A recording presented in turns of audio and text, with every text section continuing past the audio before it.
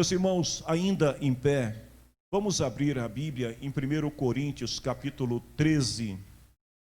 1 Coríntios, capítulo 13, versículo 13. 1 Coríntios 13, 13. Vejamos o que diz a palavra do Senhor. Portanto, agora existem estas três coisas: a fé, a esperança e o amor. Porém, a maior delas é o amor. Amém? Pode tomar assento, por gentileza. Que o Senhor continue falando conosco, como já tem falado e tem ministrado aos nossos corações, através dessas canções. Ontem à noite eu estava meditando um pouco na palavra do Senhor e de repente me veio ao coração uma palavra: o amor é o caminho mais excelente, é o melhor caminho. E eu fui dormir com esta palavra e não dormi muito, porque 4 da manhã eu já estava em pé com esta palavra no coração. E aí eu pensei, se eu ficar deitado, eu não vou dormir mais. E se eu levantar, eu vou aproveitar bem o meu dia e vou estudar a Bíblia. E comecei a meditar nesta palavra. Quando a irmã Michele me mandou a mensagem 6 e pouca da manhã, eu falei, ainda bem que ela mandou na hora certa, porque eu já estava meditando nesta palavra. Vejam bem, Paulo, ele está concluindo um dos mais belos capítulos da Bíblia e de toda a literatura. O capítulo sobre o amor. E Paulo, ele discorre, ele fala sobre esse tema, o amor, como nenhum outro autor sagrado.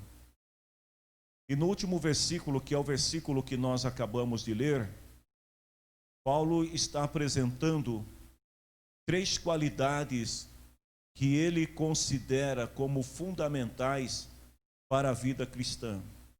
Então Paulo vai falar da fé, da sua importância, da sua relevância, porque a fé, ela contribui para a nossa salvação. Lá em Romanos capítulo 3, versículo 28, Paulo diz que a pessoa, ela é aceita por Deus pela fé. Então a fé, ela é como a chave que abre a porta para a revelação de Deus, para o conhecimento de Cristo e para a salvação. O escritor aos Hebreus, em Hebreus 11, 6, fala que sem a fé é impossível agradar a Deus. Paulo vai falar também sobre a esperança que é essencial na vida de toda pessoa que se entrega a Deus e se declara por Cristo. Lá no Salmo capítulo 71, versículo 13, o salmista ele fala assim: Senhor, eu tenho posto em ti a minha esperança. A esperança não pode faltar no coração do homem e da mulher que crê em Deus. E por fim, Paulo fala sobre o amor. E note que Paulo, ele deixa bem claro que dessas 3 qualidades, a mais excelente, a mais nobre de todas é o amor. E ele diz lá em Colossenses capítulo 3, versículo 14, que nós devemos nos revestir do amor de Deus, porque o amor é o vínculo da perfeição. Então eu quero nesta noite falar um pouco para vocês sobre o amor, que é a maior de todas as qualidades. Queridos, as pessoas no mundo falam sobre o amor. As pessoas buscam pelo amor. Mas a primeira pergunta que me vem é a seguinte: o que é o amor? Qual é o tipo de amor que as pessoas estão procurando? Porque quando o verdadeiro amor, que é o amor de Deus, nasce no coração de alguém, todo mal desaparece. Então vejam bem, vamos imaginar aqui hipoteticamente, né? A gente sabe que isso não é possível, mas é somente um exercício, né, da mente. Vamos pensar se todas as pessoas fossem regidas pelo amor. Como seria diferente o mundo? Não haveria violência, não haveria guerras, não haveria inimizades, não haveria confusões, o mundo seria diferente. E Paulo está escrevendo aqui para a igreja do Senhor em Corinto, e está dizendo para estes irmãos que o caminho da excelência é o caminho do amor.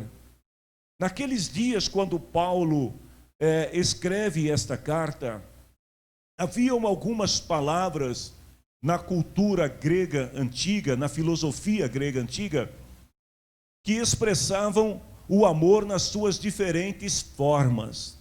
Então, por exemplo, quando as pessoas se referiam ao amor romântico, né? O amor que está associado ao desejo, à atração, à sexualidade, esse amor era chamado de amor eros. Quando falava sobre o amor fraternal, que rege uma boa amizade, o amor relacionado ao companheirismo, eles chamavam esse amor de filia ou de filéu. Quando o amor estava relacionado à família, o amor de pai e filho, ou outros membros da família, esse amor era chamado de storge. Mas Paulo não está falando aqui nesta passagem do amor eros, Paulo não está falando da filia ou do filéu, e não está falando do amor storge. Paulo está falando de um amor que na cultura grega era visto como um amor mais puro na sua essência, o amor divino, que é o amor ágape. Então, na língua grega, esse amor, ele representa o quê? Um amor incondicional, um amor sacrificial, um amor que se rende pela vontade e pensamento, e que muitas vezes é praticado pelos seres humanos, mas não em sua totalidade, porque o amor ágape, ele está muito além, muito acima daquilo que nós somos, daquilo que nós representamos. Ou seja, na nossa imperfeição, na nossa humanidade e limitação, nós não podemos ou não temos condições, por mais que nos esforcemos, de exercer esse amor em sua plenitude. Então Paulo escolhe esta palavra ágape para descrever o amor de Deus, o amor que ele quer derramar no coração da sua igreja.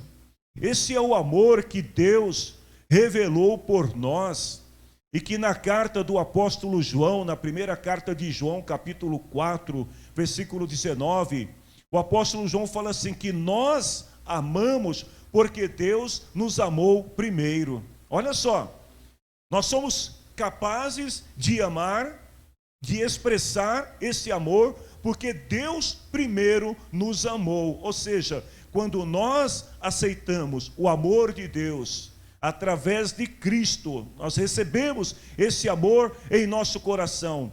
A presença de Deus nos tornou capazes de amar e de expressar, mesmo com as nossas limitações, o amor ágape. Nós somos capazes de viver esse amor a partir do momento que Deus passa a residir em nós. Então esse amor, ele representa a própria natureza de Deus. A Bíblia diz que Deus é ágape, Deus é amor, ou seja, a essência de Deus está revelada nesse amor, que uma vez que nós nos entregamos a Ele, esse amor é derramado em nossos corações.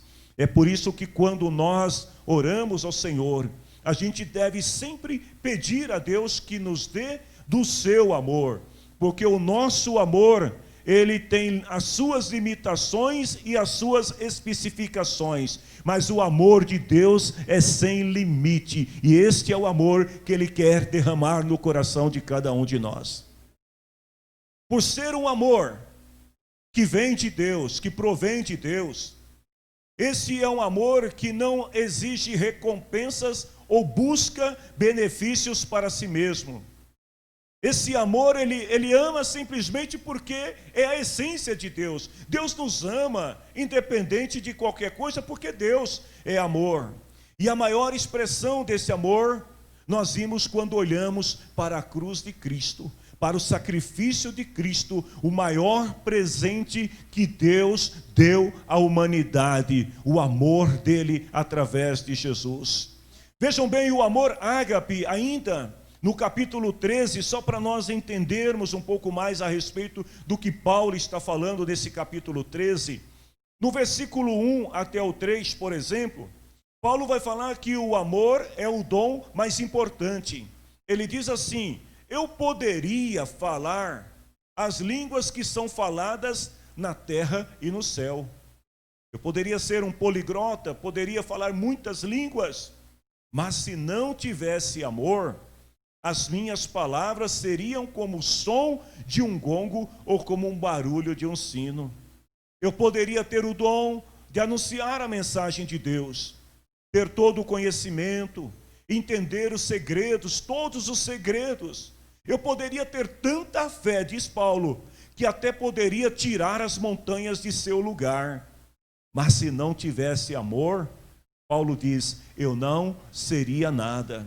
Poderia dar tudo o que tenho, até mesmo entregar o meu corpo para ser queimado, mas se não tivesse amor, isso não adiantaria.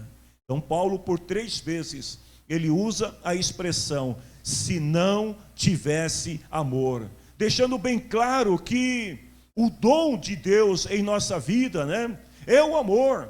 E se nós não tivermos esse amor em nosso coração, nós seremos um corpo sem alma. Nós seremos como um sino que tilinta, que faz o seu barulho, mas não tem vida. Não existe substituto, igreja, para o amor. Paulo diz aqui que, olha, eu posso ter uma boa oratória, eu posso ser um bom profeta, eu posso anunciar a mensagem com um profundo conhecimento, mas se não tiver amor, não adianta nada. O amor é mais elevado do que o alto sacrifício, ou seja, não adianta a pessoa se sacrificar e até mesmo dar tudo o que tem aos pobres, se ele não fizer isso movido, regido pelo amor. Não vai ter valor alguma se ele entregar o seu corpo para ser morto, para ser queimado. Não vai adiantar se não tiver amor. Segundo Paulo deixa bem claro que o amor, ele é uma característica a mais nobre, a mais acentuada de Cristo. Quando ele fala no versículo 4 até o versículo 6, por 3 vezes Paulo vai dizer aqui, quem ama ele diz assim, olha, quem ama é paciente e bondoso. Quem ama não é ciumento, não é orgulhoso, nem é vaidoso, não é grosseiro, não é egoísta, não fica irritado, não guarda mágoas, não fica alegre quando alguém faz uma coisa errada, mas se alegra quando alguém faz o que é certo. Um certo escritor, ele disse o seguinte a respeito desses versículos, que o amor que se assemelha a Cristo é capaz de impor restrições a si mesmo. Quando Cristo nos amou, ele abre mão da sua glória, do seu trono, da sua eternidade, para viver a nossa humanidade, para sofrer na própria carne as nossas dores e nosso sofrimento. Ou seja, esse amor, ele é capaz de impor restrições a ponto de abrir mão da sua glória para viver a nossa vida e mostrar o quanto Deus nos ama. Esse amor não sente inveja porque não é leviano, não é falastrão, não é fanfarrão, não se incha de orgulho, de vaidade, principalmente a vaidade religiosa. Não age com indecência e se protege contra aquilo que é inconveniente. Esse amor não é interesseiro, não tem nele nenhum motivo egoísta, está sempre trabalhando e buscando a felicidade do outro. Esse amor respeita e ajuda o seu próximo, não se irrita e tampouco se rende às provocações, não é melindroso, não é hipersensível, que se ofende facilmente. não suspeita mal, ao contrário, ele apaga o mal e rega aquilo que é bom. Não participa de ações injustas, mas se alegra com o que é correto e encontra prazer nas boas virtudes dos outros. Esse amor, dizia o escritor, ele é parente da paciência e da bondade. Eles são parentes e a verdade é a sua companheira. Oh, que Deus nos permita viver esse amor em nossos corações.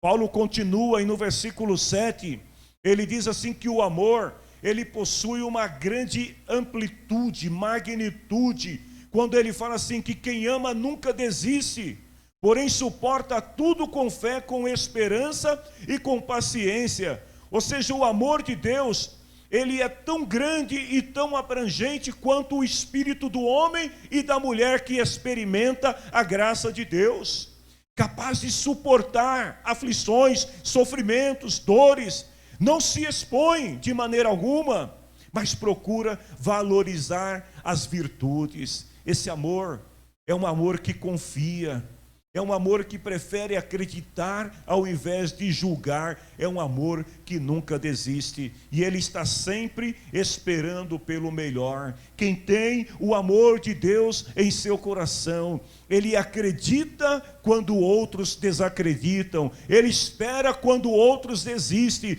porque o amor de Deus, ele é permanente, não desiste, mesmo quando desapontado.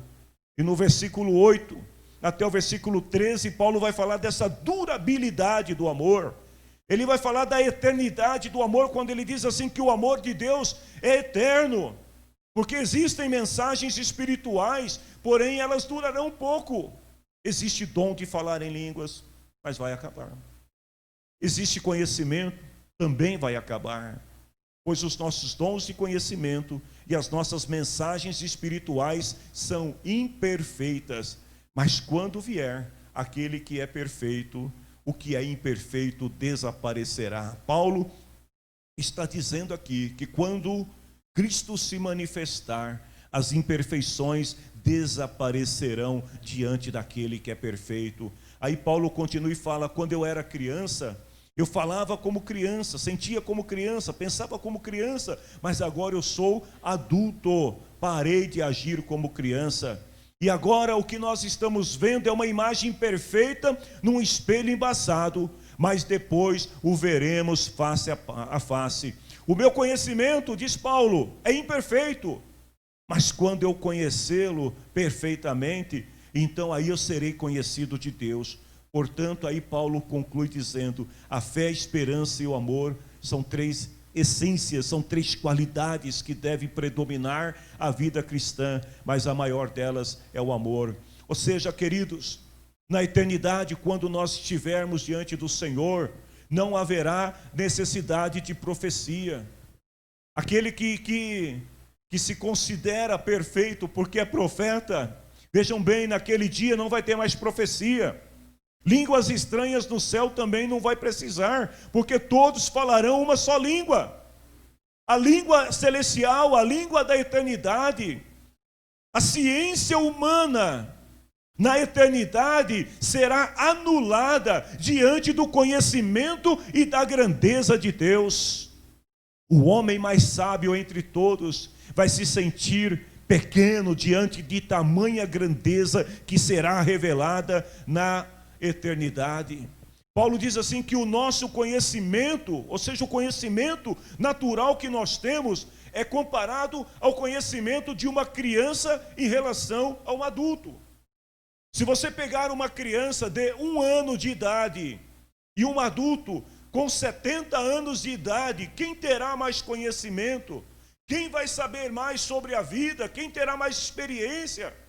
Certamente o adulto. Então Paulo, ele compara aqui o nosso conhecimento quando ele fala: quando eu era criança, eu agia como criança, brincava, vivia como criança. Ou seja, o meu conhecimento sobre Deus era muito limitado, muito pequeno, mas depois que eu me tornei adulto, então Paulo diz, aí eu mudei a minha maneira de ser. Ou seja, quando nós experimentamos o amor de Deus, na sua intensidade, quando a gente sai da superficialidade e mergulhamos nesse amor de Deus, na sua profundidade, e passamos a conhecer mais de Deus. Paulo diz aqui, olha, a gente deixa de ser criança, porque a gente passa a conhecer mais sobre Deus e quem é Deus. E a nossa visão, Paulo deixa muito claro, é uma visão parcial. É como se você estivesse olhando no espelho todo embaçado, mas naquele dia você vai ver Cristo face a face, e então você conhecerá o amor de Deus em sua totalidade. Paulo continua falando sobre a importância do amor. E vejam bem, queridos, Paulo, ele está escrevendo aqui para uma igreja, a igreja de Corinto. Se você ler o capítulo 12, o capítulo anterior, você vai ver que a igreja de Corinto considerava os dons como verdadeira atração espiritual. A igreja de Corinto, na verdade, o culto deles girava muito em torno das manifestações espirituais. Haviam muitas profecias, muitas revelações, muitas manifestações de línguas, até a ponto de Paulo ter que instruir esta igreja a agir com moderação em relação aos dons espirituais. E entre esta igreja havia muito preconceito em relação a alguns cristãos que não manifestavam os dons da mesma forma que os outros. Ou seja, aqueles que tinham os dons e manifestavam esses dons, muitas vezes eles se consideravam superiores aos outros em nível de espiritualidade. E aí Paulo, ele vai falar para esses irmãos, se você ler no finalzinho do capítulo 12, ele fala assim que todos esses dons são importantes, mas existe um caminho que é mais excelente, que é mais importante do que todos esses dons. E qual é esse caminho? Paulo fala sobre o amor. Ou seja, a gente não pode negar a relevância, a importância que tem os dons espirituais na igreja. Mas a gente precisa entender que os dons, eles têm um tempo e têm um propósito. Os dons de Deus se revelam, se manifestam na igreja como um presente de Deus para a igreja por um tempo e por um propósito. Deus não dá dons às pessoas para as pessoas se exibirem. Deus não dá dons às pessoas para as pessoas se considerarem espiritualmente melhor do que os outros. Deus não dá dons às pessoas para elas se considerarem mais santas do que os outros. Os dons são dados por um propósito e por um tempo determinado por Deus. Eles são presentes para a igreja. Mas Paulo está deixando bem claro aqui que um dia os dons deixarão de existir. E não precisamos nem falar da eternidade, podemos falar até mesmo da nossa vida no cotidiano, da nossa realidade que vivemos hoje. Quantas pessoas que vocês conhecem que num determinado tempo da sua vida foram usados por Deus num dom específico. E depois, passado um tempo, aquela pessoa passa a ser usado por Deus em um outro dom. Porque Deus trabalha dessa maneira, com propósitos na vida da igreja. Então Paulo está deixando bem claro que os dons, eles existem por tempo e propósito definido, estabelecido por Deus, mas o amor nunca deixará de existir. Você pode não profetizar, você pode não ter mais revelações, ter visões, você pode deixar de operar maravilhas, mas o que não pode faltar nunca em teu coração é o amor de Deus, porque o amor é a base, é a essência, é a vida no coração do crente. Quantas profecias que você já ouviu que não se cumpriram? Quantas orações por enfermos que você ouviu, ou até mesmo recebeu oração e não foi curado? Quantas vezes você assistiu excelentes pregações, exposições bíblicas com conhecimentos teológicos profundos que não preencheram a tua alma, mas quando tem amor, meus irmãos, aí é diferença, porque o amor é a expressão da graça, do caráter de Deus, da presença de Deus. Então Paulo está chamando a atenção desses irmãos e dizendo para eles o seguinte: irmãos, entendam isso, se não tiver amor, não tem nada. Vocês podem fazer tudo perfeito, mas se não tiver o amor, serão como um sino que tilinta para lá e para cá, mas não tem vida, não preenche. Os dons são como um sino sem vida que ressoa na vida de quem não tem amor. 2 exemplos bíblicos para você entender isso. Salomão. Quem era Salomão? Um homem dotado de sabedoria, de conhecimento. Salomão recebeu de Deus um presente. O que são dons? Presentes. Então Deus deu a Salomão o dom da sabedoria. Deus deu também a Salomão o dom de adquirir riquezas. Mas vejam bem, ele era um ótimo pregador, um bom rei, um bom gestor. Construiu muitas riquezas, bens e tudo mais. Mas se você observar bem lá no livro de Eclesiastes, você vai ver que a vida de Salomão era uma vida vazia, porque ele não vivia aquilo que ele pregava.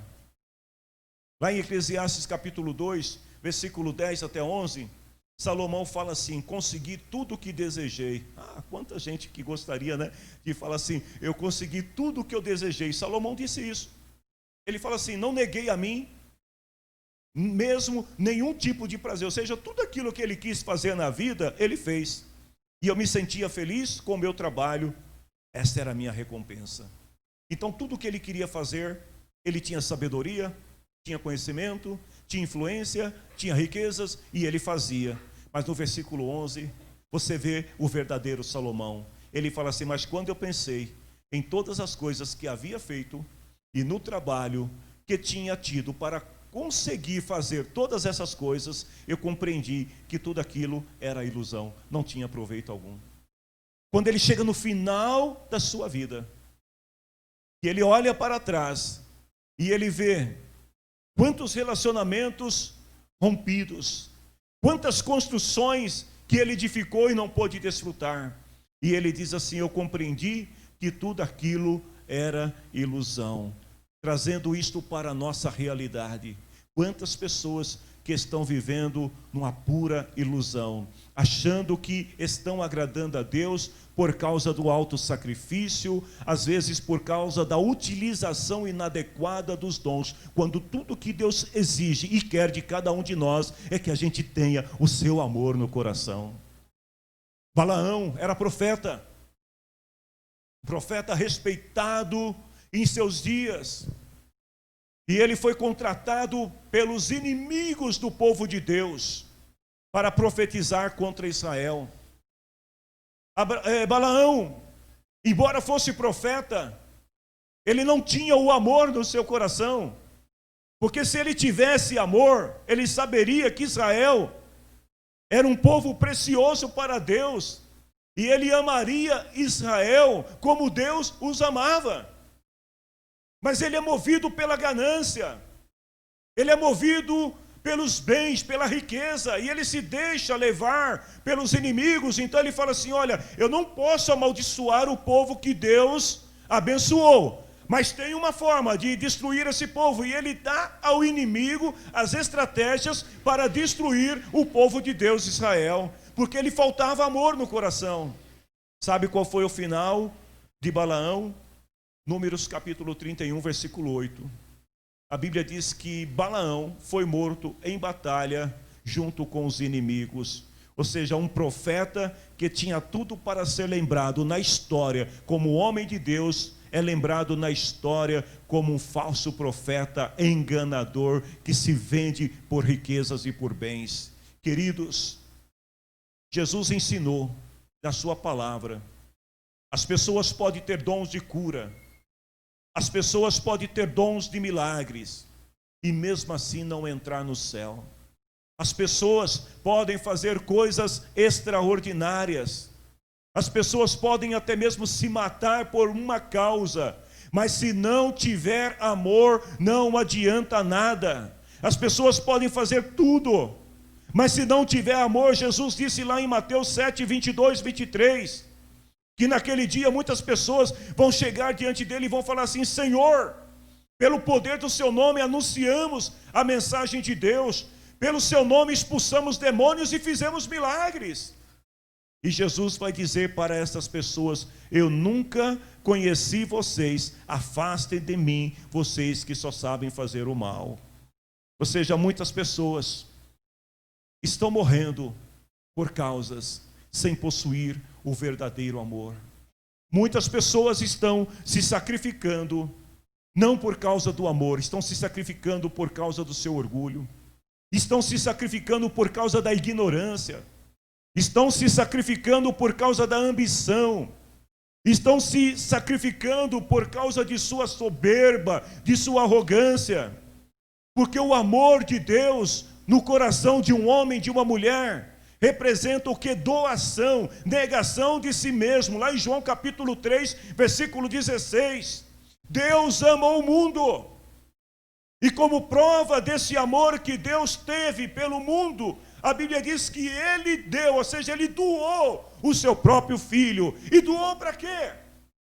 Para que todo aquele que nele crê não pereça, mas tenha a vida eterna. Amor é doação, amor é negação de si mesmo, amor é dar-se em favor do outro sem esperar nada em troca. E se nós queremos viver esse amor, nós precisamos todos os dias ser crucificados com Cristo, para que o amor dele possa crescer em nossa vida. Paulo continua em sua mensagem, e deixando bem claro que o amor de Deus é um amor que não deve ser regido pela hipocrisia. O que é a hipocrisia? Eu vou citar um exemplo de um personagem bíblico, Pedro. Quem era Pedro? Pedro é aquele apóstolo que negou Jesus, foi perdoado e foi nomeado por Jesus como o pai da igreja. Mas Pedro tinha uma coisa: Pedro tinha um amor hipócrita. Pastor, como que o senhor diz isso? Está na Bíblia. Pedro, olha só o que a Bíblia diz. Ele comia com os gentios, ele estava sempre sentado à mesa ali com os gentios, mas quando chegavam os judeus, os irmãos judeus, o que Pedro fazia? Ele se afastava dos gentios. Quando tinha um judeu por perto, ele se afastava e ficava junto com os judeus. E aí lá em Gálatas capítulo 2, versículo 11 até o 14, olha o que Paulo escreveu a respeito de Pedro. Ele fala assim, que quando Pedro veio para Antioquia, eu fiquei contra ele em público, porque ele estava completamente errado. Dá para você imaginar isso? O filho na fé corrigindo o pai na fé. Paulo, o apóstolo dos gentios que conheceu a Cristo depois de Pedro, está repreendendo Pedro publicamente e dizendo para ele o seguinte: olha, de fato, antes de chegarem ali alguns homens mandados por Tiago, Pedro tomava refeições com os irmãos não judeus, ou seja, ele participava das reuniões dos gentios. Mas depois que aqueles homens, ou seja, os judeus que foram enviados por Tiago chegaram, ele não queria mais tomar refeições com os não-judeus, porque tinha medo dos que eram a favor de circuncidar os não-judeus. Ou seja, olha o que Paulo está dizendo aqui, que Pedro, ele era um crente que tinha duas faces, um amor hipócrita. Porque quando ele estava com os gentios, longe dos irmãos judeus, estava tudo bem. Quando ele via os irmãos, ele se afastava dos gentios e ignorava os irmãos gentios. E aí Paulo fala assim, e também outros irmãos judeus começaram a agir como hipócritas, do mesmo modo que Pedro. O amor de Pedro, o amor hipócrita de Pedro, está sendo imitado por outros irmãos, que estão fazendo a mesma coisa. Quando estão com um grupo, agem de uma maneira. Quando estão com outro grupo, agem de outra maneira. E Paulo fala assim que até Barnabé, que era o seu pai na fé, se deixou levar pela hipocrisia deles. Haja hipocrisia. Um amor hipócrita. E aí ele fala assim que quando eu vi que eles não estavam agindo direito, de acordo com a verdade do Evangelho, eu disse para Pedro, tem que ter muita coragem para ser Paulo, irmãos. Olha o que ele fala para Pedro, você é judeu, mas você não está vivendo como judeu. E também você está vivendo como não judeu, porque quando você está longe dos judeus, você é diferente. E ele fala, por que é que você está querendo obrigar os gentios a ser judeus, se nem você consegue ser judeu? O amor não pode ser hipócrita. O amor é o vínculo da perfeição. Quando nós aceitamos a fé em Cristo, nós precisamos entender que esse amor, ele vai nos aperfeiçoando até o fim. Quando Paulo fala lá em Colossenses 3,14, que o amor une perfeitamente todas as coisas, Paulo está dizendo que esse amor, ele vai nos aperfeiçoando a cada dia para nos tornarmos mais parecidos com Jesus. Ser cristão, portanto, é viver uma vida de crescimento constante. Cada dia que passa, querida igreja, nós precisamos nos tornar mais parecidos com Jesus. Não podemos permanecer crianças para sempre. O que Paulo está querendo dizer aqui é que nós precisamos nos tornar adultos na compreensão do amor de Deus. Nós precisamos avançar cada dia mais. Se quando você aceitou a Cristo, você não era capaz de perdoar a todos, agora você já aprendeu que o amor de Cristo te leva a perdoar as pessoas. Então Paulo fala assim, olha, que os cristãos de Corinto, eles estavam sendo como crianças em relação aos dons espirituais. Sabe quando uma criança ganha um brinquedo e ela quer mostrar para todo mundo?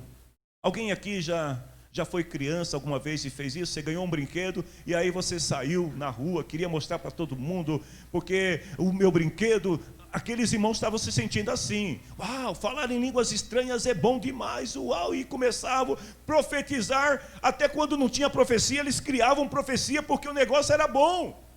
E Paulo falou, vocês precisam crescer e entender que essas coisas são importantes, mas se vocês não aprenderem o que é amor, se vocês não viverem o amor de Deus em vocês, não adianta nada. Então Paulo está dizendo aqui que eles precisavam crescer, e para crescer, eles tinham que agir pelo amor, mais do que palavras, eles precisavam viver esse amor.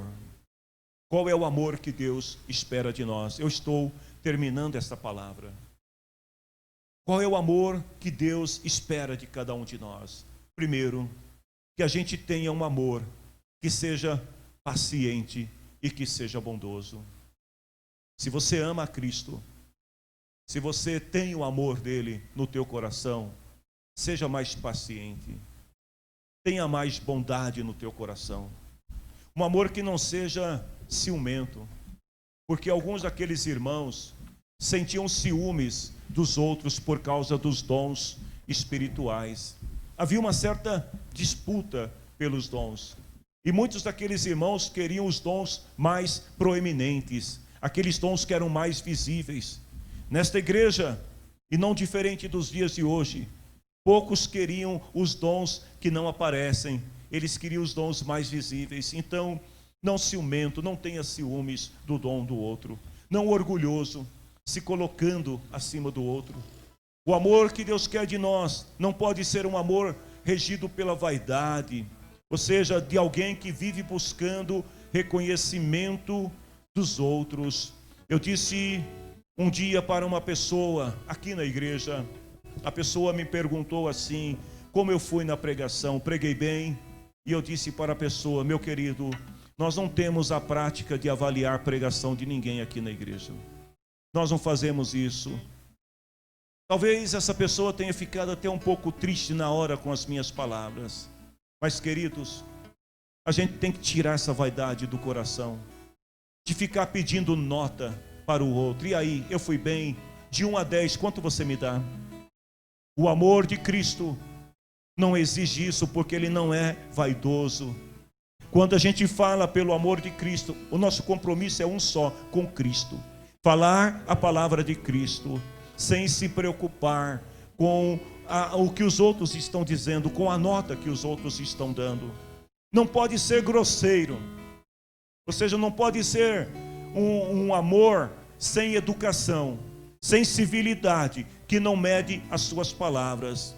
Se nós temos o amor de Deus no coração, nós precisamos aprender a ser educado com as pessoas. Não pode ser egoísta. O amor que pensa só em si, que não se preocupa com os outros, é um amor egoísta. Mas o amor ágape é diferente. Ele não tem interesse do seu próprio ego. O seu interesse é de beneficiar, de ajudar o outro. Não pode ser um amor irritadiço, que não tem controle emocional, que se irrita com facilidade. Uma vez os discípulos disseram para Jesus: Senhor, vamos fazer igual Elias, vamos orar para o Senhor mandar fogo do céu e acaba com tudo. Quantas pessoas que às vezes vivem vida de oração, manifestam dons espirituais, mas não têm amor, e muitas vezes acabam fazendo orações improdutivas, orações inaceitáveis diante de Deus, pedindo para Deus matar, pisar, sacudir e revirar a vida do outro. Vejam bem, o amor que Deus quer que nós tenhamos não pode ser um amor descontrolado, não pode ser um amor carregado por mágoas, ressentimentos de coisas passadas. Você precisa, para experimentar esse amor, remover da tua vida todo o sentimento, toda a lembrança do passado e deixar que Deus traga sobre você o seu amor. Se coloque em pé. Para terminar, esse amor não se alegra com a injustiça, nem com a imoralidade ou com a indisciplina.